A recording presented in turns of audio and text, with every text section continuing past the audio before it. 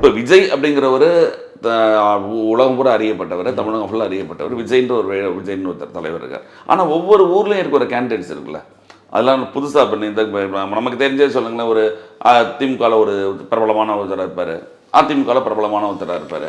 அதுபோல் நீங்கள் தாவைக்கால நீங்கள் செங்கோட்டைன்னு சொல்லலாம், ஜேசி நமக்கு தெரிஞ்சது இவரை தவிர, விஜய் தவிர புசி ஆனந்த் தெரியும்னு வச்சுக்கோங்க. அதை ஒரு இதை தவிர ஒவ்வொரு கேண்டிடேட்டும் வந்து பிரபலம் இல்லாத இருந்ததுன்னு வச்சுக்கோங்களேன். இப்போ எல்லாமே விஜய் தான் சார்.